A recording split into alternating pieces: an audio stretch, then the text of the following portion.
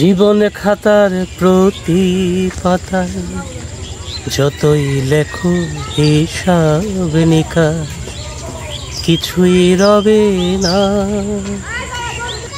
শুধু দর্শক মণ্ডলী, আসলেই জীবন খাতার যে পাতায় আমাদের স্মৃতিগুলো লিখে রাখি কিছুই রবে না, কিন্তু এই স্মৃতিগুলোকে ধারণ করেই কিন্তু আমরা বেঁচে থাকতে পারি। আমি যে জায়গাটায় অবস্থান করছি প্রতিদিনই কিন্তু আমরা এই অঞ্চলকে দেখি, কিন্তু বিভিন্ন রূপে বিভিন্ন আঙ্গিকে আমরা দেখার চেষ্টা করি।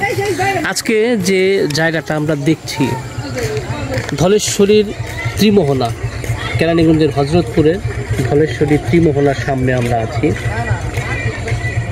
এই প্রকৃতির যে রূপগুলো বিভিন্ন রূপ ধারণ করে আমরা প্রতিদিনই এই ধলেশ্বরী নদীর পরে আসি এবং প্রতিনিয়তই আমরা মুগ্ধ হয়ে নদীর যে পাড়ের মানুষগুলোর যে স্মৃতিগুলোকে আপনাদের মাঝে তুলে ধরার চেষ্টা করি।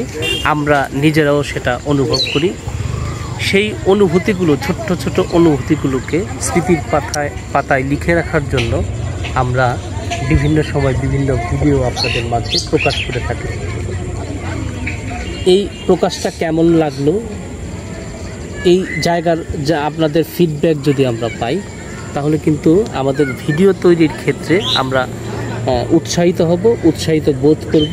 আপনাদের জন্য নতুন নতুন ভিডিও তৈরি করার উদ্দীপনা নিয়ে আমরা নতুন ভিডিও আপনাদের মাঝে দেখাতে পারবো। তো আজকে এই শেষ বিকেলের আভা, সূর্যের যে আভাগুলো, বাচ্চাদের যে লুটুপুটি করে খেলার যে অনুভূতিগুলো, ছোট সময়ে আমরা যেভাবে এই জীবনটা চালিয়েছি, স্মৃতিগুলো আপনাদের মাঝে তুলে ধরার জন্যই আজকে এই অবস্থান। একদম শেষ বিকেলের সুন্দর যে আভাগুলোকে আপনাদের দেখানোর চেষ্টা করছি। সুন্দর কীরকম হতে পারে, প্রাকৃতিক সৌন্দর্য কীরকম হতে পারে, আসলে এইখানে না আসলে বোঝার উপায় নেই। এই বোঝানোর জন্যই আপনাদের বিভিন্ন ছোট বাচ্চাদের নিয়ে এই প্রকৃতির সান্নিধ্যে নেওয়া আসার অনুরোধ রইল।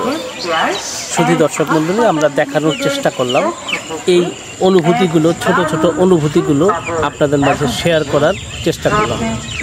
আশা করব আপনারা আমাদের সাথে থাকবেন, আমাদের পাশে থাকবেন, পাশে থেকে আমাদের উৎসাহিত করবেন।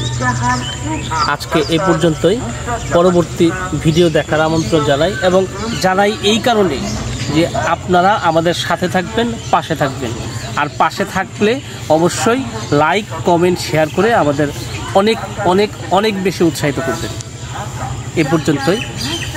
ভালো থাকবেন, সুস্থ থাকবেন এবং নিরাপদে থাকবেন।